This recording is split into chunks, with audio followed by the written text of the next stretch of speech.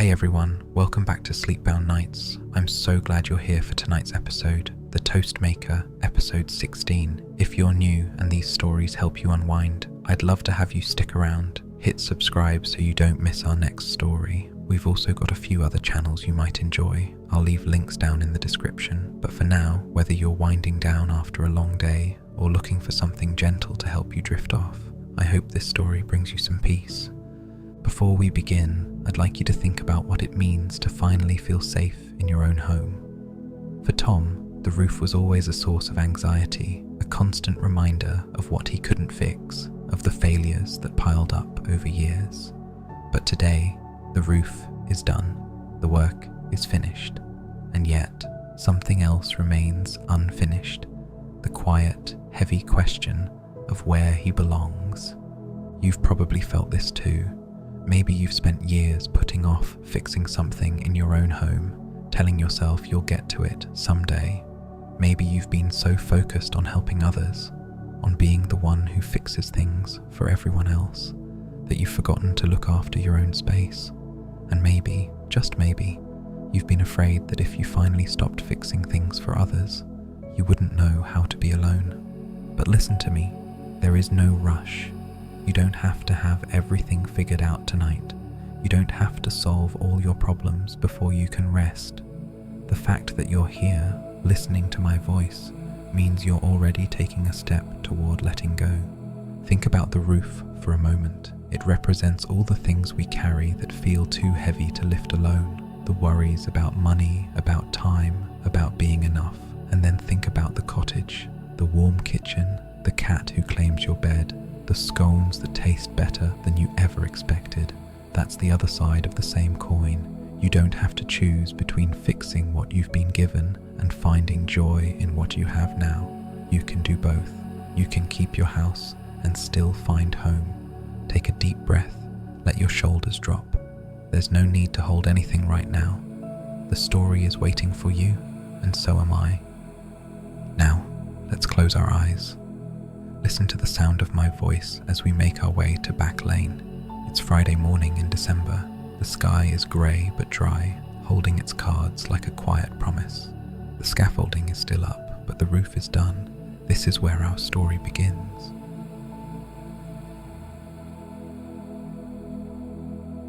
Dave's crew showed up at 7, same as every morning for the past 3 weeks. Tom heard the van from Elder Cottage's kitchen, that heavy diesel rattle he'd learned to pick out from every other engine on the lane, the way you learn a bird call, not from study, but from being woken by it often enough. He was standing at the counter in his socks, making tea he didn't need, because kettles gave your hands something to do when your head wouldn't settle. Last day, Dave had said on the phone Wednesday. Casual, the way Dave was casual about everything that mattered. Ridge tiles, chimney cap, bit of tidying. Done by lunch if the weather holds and Kevin doesn't measure with his feelings again. Friday, December the 12th. The morning was overcast but dry, the kind of grey that could go either way. Committed to nothing, the sky holding its cards. Tom drank his tea standing up and listened to the van doors slam, the voices of the crew carrying across the cold air, Dave's laugh booming through it like a foghorn. Iris came downstairs at 7:30, hair still damp, pulling a jumper over her head in that way she did, where she always got briefly stuck in the neck hole and emerged looking slightly electrocuted. "They're early," she said, meaning Dave's lot. "Last day." "Ah." She went to the kettle, found it already hot, poured herself a cup. Her movements around the kitchen had that flowing quality of someone who'd stopped thinking about where things were kept. Mug, second shelf, sugar. No sugar, she'd given it up 3 weeks ago and lasted 2 days before giving up the giving up. Milk from the fridge door. "Are you going over?" "Yeah, want to be there for the..." He gestured vaguely.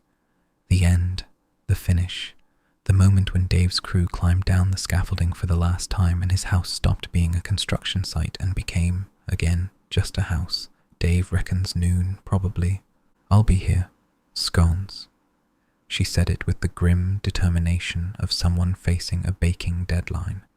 Tomorrow was the Christmas fair, and Iris had committed to 4 dozen scones, plain and cheese, and had so far produced 3 successful test batches and 1 that came out of the oven looking, in Tom's honest assessment, like something geological. "You'll be brilliant." "I'll be adequate. There's a difference." She kissed his cheek, her lips cool from the cold kitchen. "Go watch your roof get finished. Don't hover. Dave hates hovering." "I don't hover." "You absolutely hover. You stand in one spot watching people work and they can feel your eyes boring into their skulls. Dave told me he used the word unnerving." Tom took his jacket from the peg, his peg second from the left, and pulled on his boots. Moss was in the hallway, sitting in the dead centre of the doormat, as if he'd been placed there for decorative purposes. Tom stepped around him with the careful navigation of a man who'd learned that the cat's positioning was sovereign and not to be questioned. "Back by lunch," he said. "Bring your appetite. I'm testing the cheese ones first, and I need honest feedback." "I'm incapable of honest feedback about your cooking. You know this." "Try. For me. For the integrity of the Christmas fair." He drove. The van started first try, which was unusual enough to register.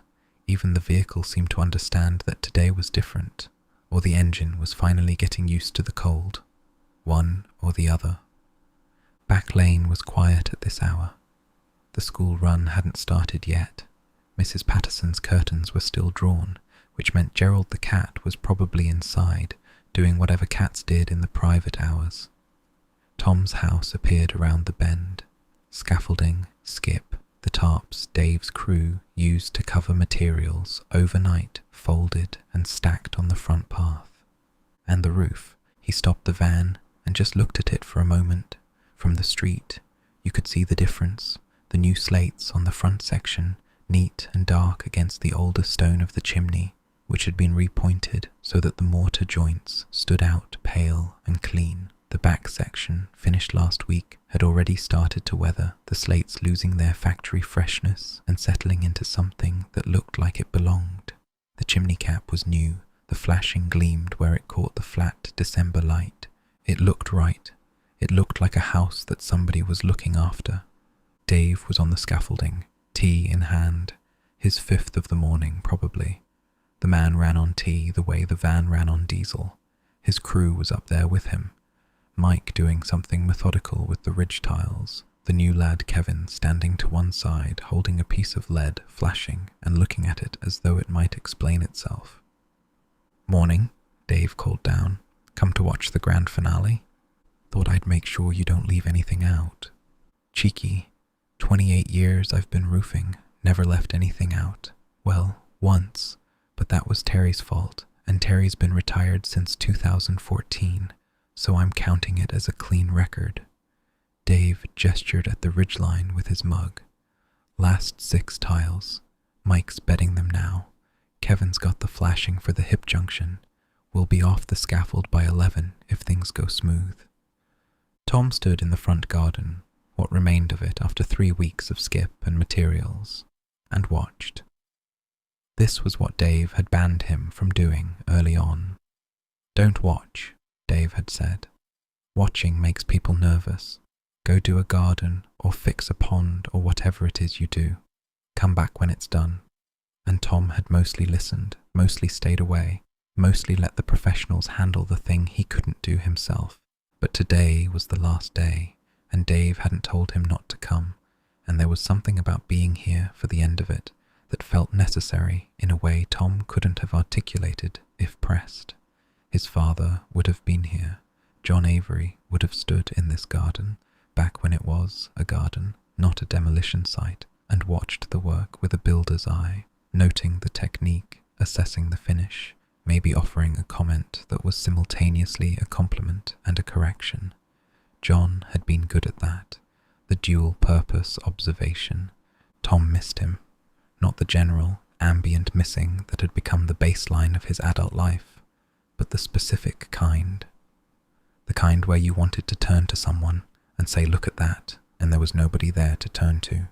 Mike set the 4th ridge tile, then the 5th, each one bedded in mortar, levelled, tapped into place with the heel of a hand. Mike had been doing this for 15 years, and it showed. His movements were unhurried, confident, the kind of work that looked easy because the person doing it had made all their mistakes long ago and had nothing left to prove. Kevin, meanwhile, was measuring the flashing. "Kevin," Dave said. Kevin looked up. "Measure it again." Kevin measured it again, nodded to himself, then measured it a third time, which was new. Usually Kevin measured once, cut with optimistic imprecision, and then spent 20 minutes trying to make the result fit a gap it wasn't designed for. 38 centimeters, Kevin said. "And what did you get the first time?" 38.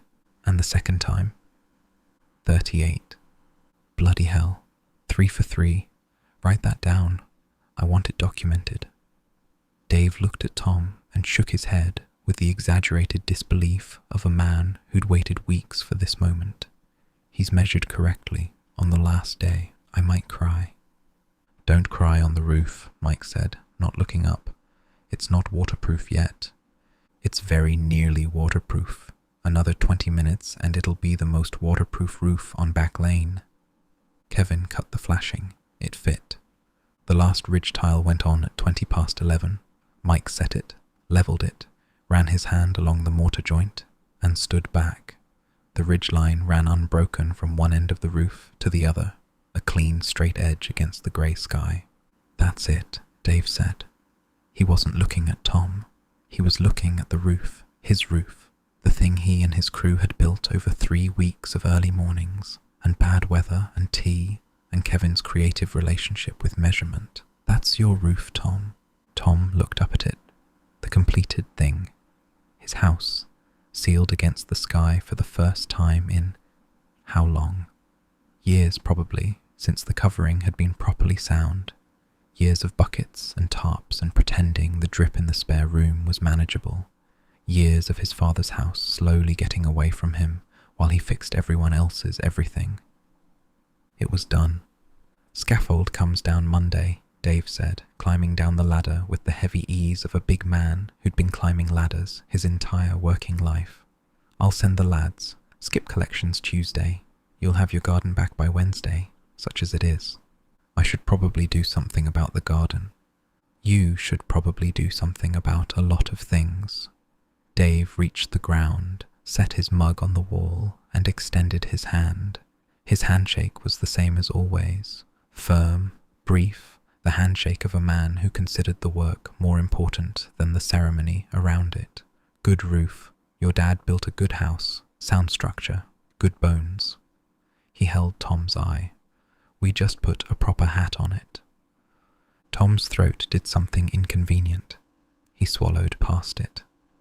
"Thanks, Dave." "Don't thank me. Thank your mum. She's the one paying half." Dave grinned. "Margaret sent me shortbread. Did I mention that? Walnut, 3 tins. My wife's furious, says I've been spoiled and now her biscuits aren't good enough." "That sounds like Mum. Your mum's a force of nature. She rang me once to ask about vapor barriers at 6 in the morning on a Sunday." He gathered his tools, his gloves, his thermos. The movements had a finality to them, not rushed, but intentional. A man packing up for the last time. "Right, Mike's finishing the hip flashing, Kevin's sweeping. I'm going to sit in my van and do the paperwork, which is the worst part of any job and the reason I got into roofing instead of accounting." He started toward the gate, then stopped, turned back. "Tom." "Yeah?" "Fix your front door. The paint's peeling and it looks terrible." He said it the way John might have said it, gruff, direct, not unkind. A statement that was also an instruction that was also something else. Blue's a good colour, just needs doing. Then he was gone, van door slamming, engine starting, the diesel rattle pulling away down Back Lane and leaving a quiet that expanded to fill the space where, for 3 weeks, there had been hammering, and radio too, and Dave's voice carrying opinions about weather and nails, and Kevin's measuring technique. Tom stood in the garden. Mike and Kevin were still on the scaffold, finishing, but they were quiet about it, the subdued efficiency of the last half hour of a job. He looked at the roof, looked at the front door with its peeling blue paint that Dave was right about, looked at the skip, half full of the old materials, Broken slates, rotten timbers, the detritus of a house shedding its failures. He went inside. The hallway smelled of plaster dust and cold. 3 weeks of the house being open to the elements had changed the air, stripped out the usual trapped warmth, and replaced it with something raw. He'd been in here since the work started, checking on things, sorting boxes, the afternoon when he'd found the letter, but always with the noise of the crew overhead, the sense of activity and purpose. Now was different. Now the house was finished and still. He walked through the rooms. Kitchen first. Dirty mugs still in the sink from the crew's last tea break. The calendar turned to December, the robin on its fence post, the height marks on the door frame, pencil on wood, measuring a boy who'd grown into a man who'd spent 5 years not looking after what he'd been given. The sitting room. His sofa covered in a dust sheet. Bookshelves along the wall. The window looking out onto the back garden, which was, if anything, worse than the front.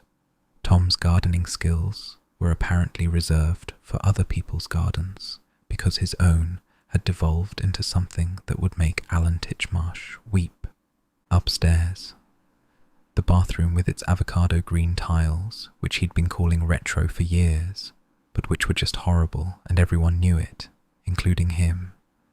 The small bedroom that had been his since childhood, and the main bedroom, his parents' room, then just Margaret's, then just his, where the ceiling was dry. Actually dry.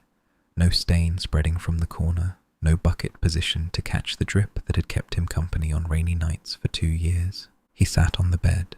The mattress complained, the fabric stiff and reluctant, cold in the way a bed gets when nobody slept in it for weeks.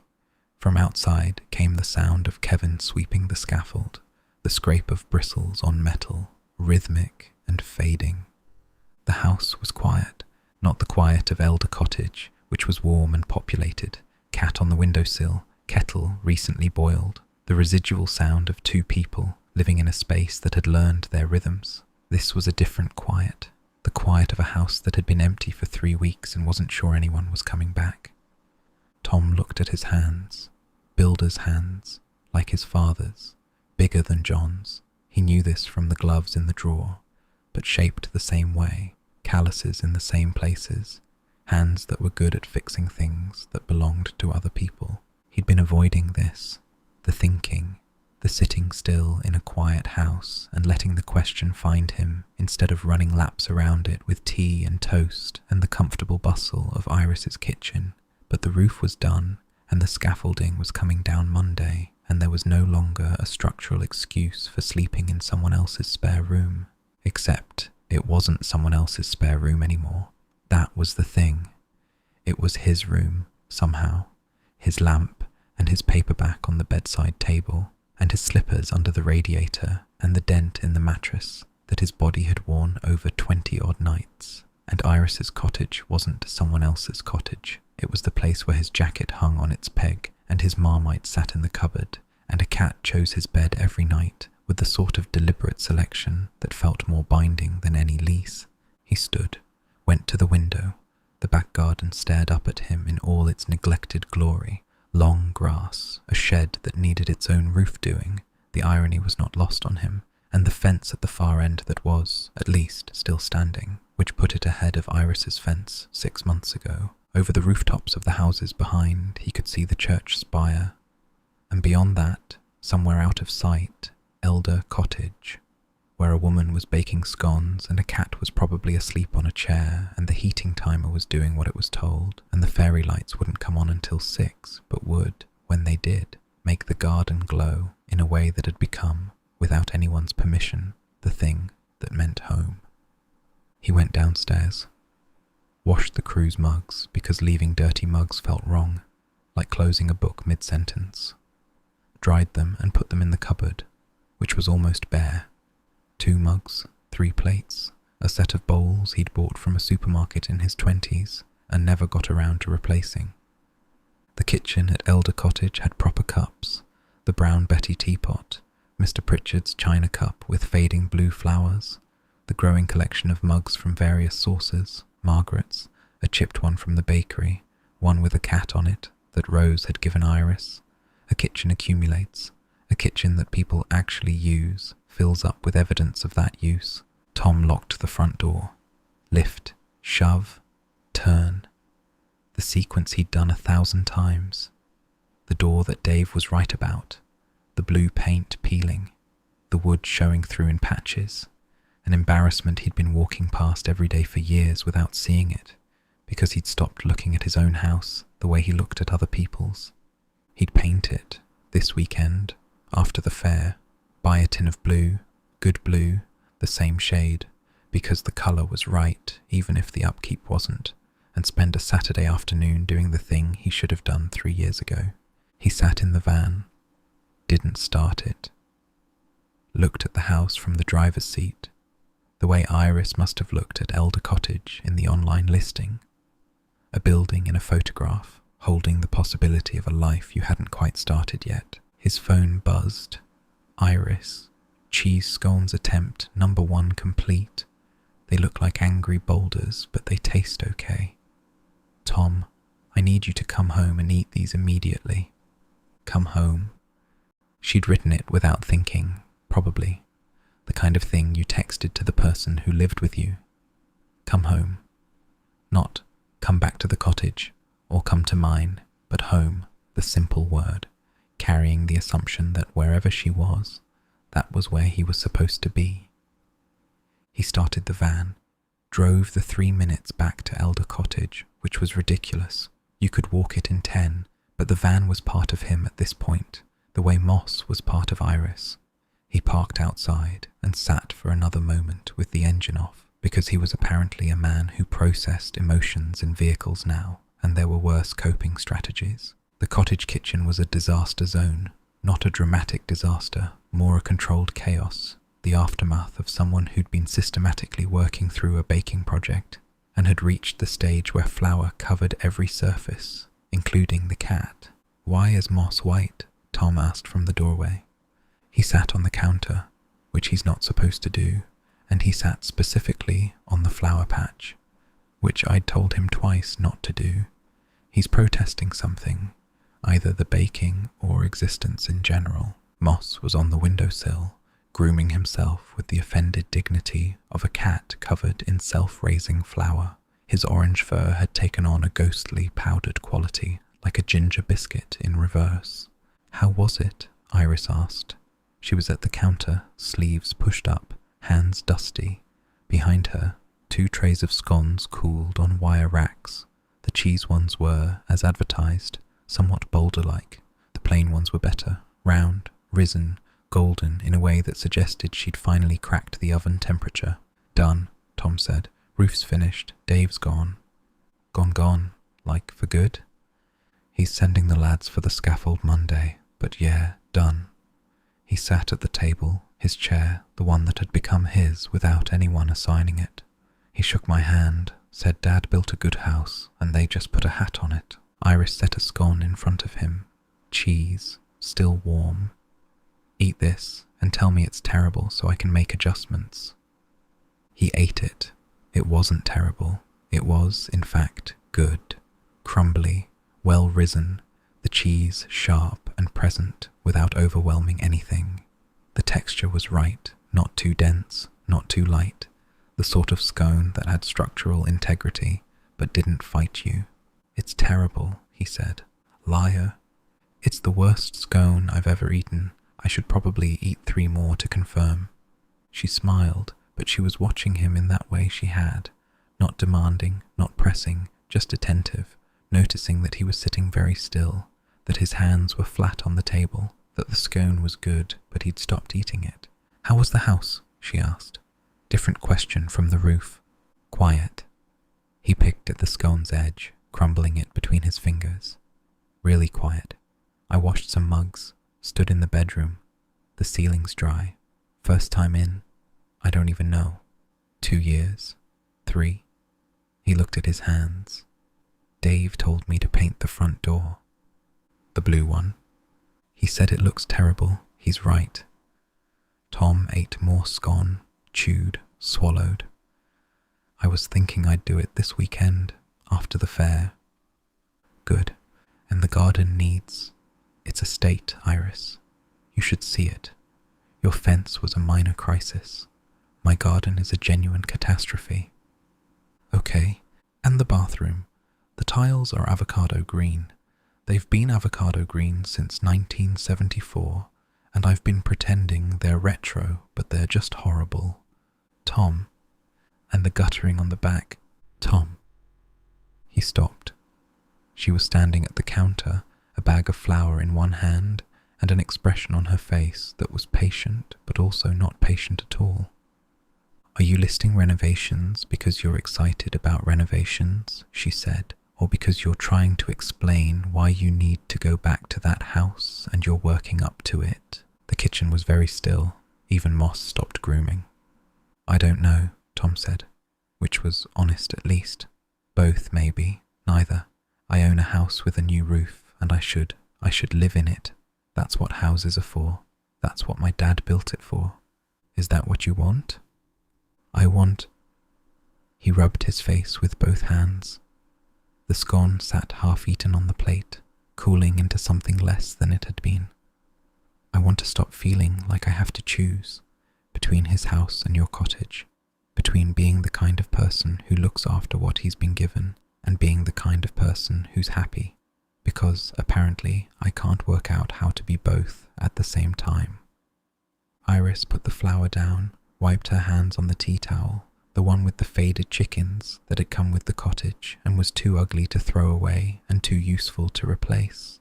She sat across from him, the table between them with its scone crumbs and flour dust and the 2 mugs from this morning still unwashed by the sink. You know you don't have to choose, she said. Everyone keeps saying that.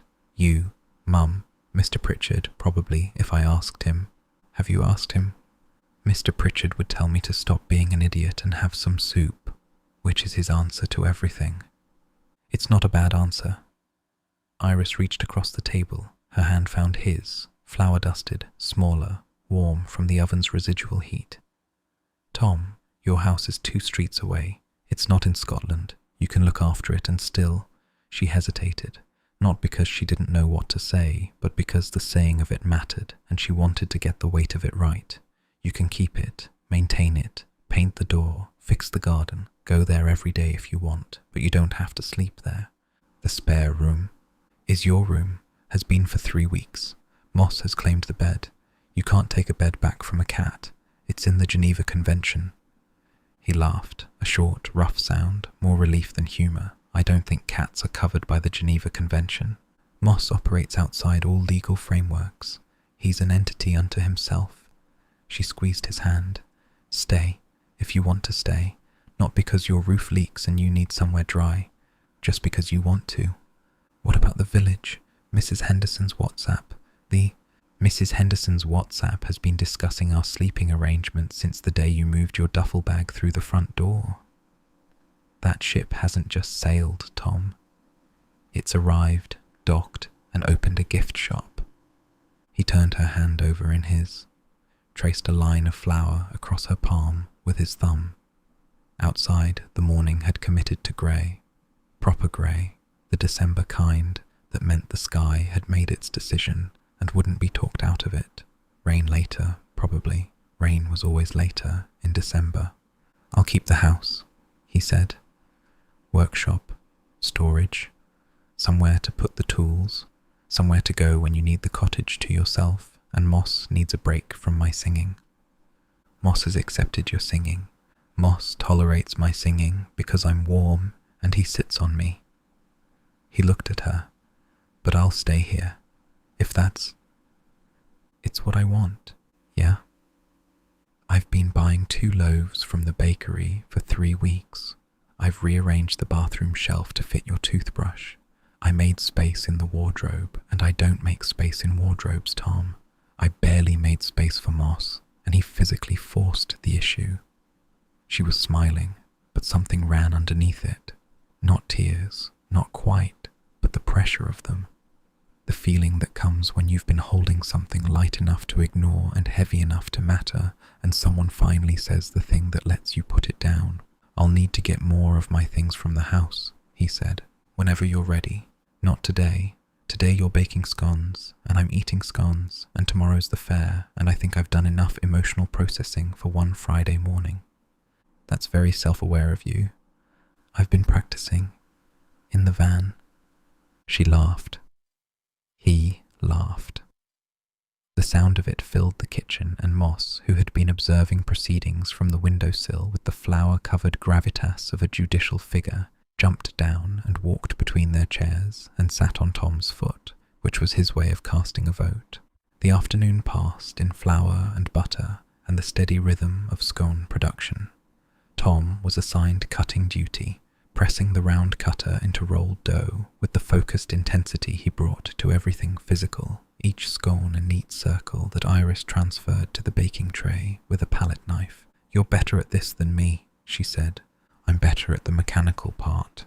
You're better at the bit where it actually becomes food.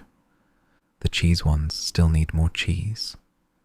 The cheese ones need exactly the amount of cheese they have. Trust the recipe. Mrs. Halloway's recipe says a generous handful. That's not a measurement, that's a philosophy." They made 4 dozen. The plain ones were consistently good, risen, golden, the sort of scone that would hold its own against Mrs. Henderson's expectations and possibly exceed them. The cheese ones had improved since the morning's bolder batch. Iris had adjusted the oven temperature by 10 degrees, and they emerged looking less like geological formations and more like something you'd voluntarily put in your mouth. Margaret texted at 2. "How are the scones? Do not overbake them. Remove when pale gold, not brown. Brown is burned. There is no middle ground." Tom showed Iris the text. "She's managing your baking from across the village. She can't help it. At least she's not here in person. Give it time. She'll turn up around 4 with a tin and an opinion about your oven." Margaret did not appear at 4. She appeared at 3:30 with a tin of walnut shortbread and an opinion about oven temperature. "You're running it too hot," she said, having examined a scone with the critical eye of a woman who'd been baking since before Tom could walk. 10 degrees less. And don't open the door to check. You open the door, you let the heat out, and the middle drops. Mary Pritchard used to open the door, Iris said, which was either bravery or madness. Margaret stiffened, then laughed, a short, reluctant sound, as if the laugh had escaped before she could stop it. Mary's cakes had dropped middles. Everyone pretended they didn't notice. I once ate a Victoria sponge at her kitchen table that was concave in the centre, like a crater, and I told her it was characterful. Was it? It was delicious, but flat. Margaret set the shortbread tin on the counter with a decisive thud. "Right, I'll leave you to it. Tom, the roof." "Finished." "I know. Dave texted me. He said the chimney caps knew, the flashing sound, and Kevin measured something correctly." She stood in the kitchen doorway, coat still on, looking at her son with the expression of a woman deciding how much of what she was thinking to say out loud. "Your father would be pleased." "Yeah. He'd say you should have called Dave 2 years ago, and then he'd make you a cup of tea and tell you that same story about the time he re-roofed the village hall in the rain, and you'd nod like you hadn't heard it 40 times. She adjusted her scarf. "Are you staying here, at the cottage?" The question landed in the kitchen like a stone dropped into still water. Margaret's directness was legendary, but her timing was always devastating. "Yes," Tom said. Margaret looked at him, looked at Iris, looked at the scones, the flour-dusted counter, the cat with his powdered fur, the 2 mugs on the draining board, the jacket on its peg. She took in the entire domestic scene with the comprehensive sweep of a woman who'd been reading rooms since before most of these rooms existed. "Good," she said. "You sing in the shower and someone should hear it. Waste of a performance otherwise." She patted his arm, brief, glancing, the maximum physical contact Margaret permitted outside extreme circumstances. "Sunday, lunch, beef, don't be late." She left. The front door closed behind her with the firm certainty of a woman who'd said what she came to say. Tom and Iris stood in the kitchen, surrounded by scones and flour and the fading echo of maternal approval. "She knew," Iris said. "She always knows. She knew before I knew. She probably knew before I was born. He picked up a scone, bit into it. These really are good, you know. You're deflecting. I'm eating a scone and deflecting. Multitasking. The evening came in the way December evenings did. Early, complete, the kind of darkness that pressed against the windows and made the cottage feel smaller and warmer and more like the only lit room in the world. Iris packaged the scones into 2 boxes she'd found at the back of a cupboard, layered with grease-proof paper the way Mrs. Halloway's recipe cards suggested for transport. Tom washed up. They moved around each other with the choreography of people who'd been doing this for weeks and had stopped noticing how natural it had become. Rain started at 5, soft at first, then steadier. The fairy lights came on at 6, their timer indifferent as always to emotional context, and the garden glowed its usual gold through the rain-streaked glass. They ate dinner at the kitchen table, leftover soup, bread from the bakery, a heel of cheese that needed finishing before it went beyond redemption. Not a remarkable meal, not a celebration. Just food, shared on a Friday evening in December, in a cottage that smelled of scones and rain and the soap from the bathroom and something harder to name. What a house smelled like, maybe, when 2 people had decided to stay in it. After dinner, Tom went to the sitting room. Iris joined him with tea. Moss conducted his evening circuit, bowl, lap, windowsill, radiator, Tom's feet, and then claimed the space between them on the sofa with the proprietary confidence of an animal who'd known the outcome before anyone else. Emily's poster was still on the wall. The marine reptiles watched the room with their drawn eyes and coloured pencil flippers. The plesiosaur, the ichthyosaur with its massive, permanently startled expression, the mosasaur, fierce and remembered. I should bring some things from the house tomorrow, Tom said, after the fair. Just clothes, a few books, the spirit level. You're bringing the spirit level. I need the spirit level. Your kitchen shelf is 3 millimeters off true. It's been bothering me for weeks. You've been measuring my shelves? I've been noticing your shelves. There's a difference. He pulled her closer. She fitted against his side in the way that had started self-conscious and become automatic, the geography of another person, learned and settled. Also, Dad's marking knife and the photo albums. Not all of them, just the ones with, "Bring whatever you want, there's room." There's really not. The cottage is tiny. There's room, she said again, and meant it in a way that had nothing to do with square footage. Moss purred, the radiator ticked. Outside, the rain did its steady work on the garden and the fence and the village beyond, and the fairy lights made their wavering gold through the glass, and the cottage held them. Woman, man, cat, the residue of a day that had started with a finished roof and ended with something that wasn't a finished anything, really. More like a beginning that had been happening for weeks and had finally been said aloud, not with a speech or a grand gesture, with scones and flour and a cat who sat on a foot and the word home in a text message from someone who maybe hadn't even noticed she'd written it. Tom reached for his book. Iris reached for hers. The lamp made its circle. The rain found its rhythm on the windows. Around 10, the choreography. Tom in the bathroom, Iris in the kitchen, back door checked, glass of water, one last look at the garden, the scone boxes stacked and ready for tomorrow, counter wiped, kettle cold. She went upstairs. Past the spare room, Tom's room, where the light was still on, where she could hear him sitting on the bed, the creak of those old springs as familiar now as any other sound the house made.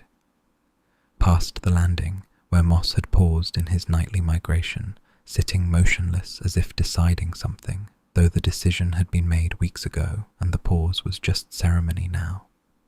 In her room, she got into bed, listened, the rain on the window, the house settling around them, Tom's light clicking off, then the soft thud of Moss jumping onto Tom's bed, and the purring that started almost immediately, a small engine, steady and certain, running in the next room. Tomorrow was the Christmas fair.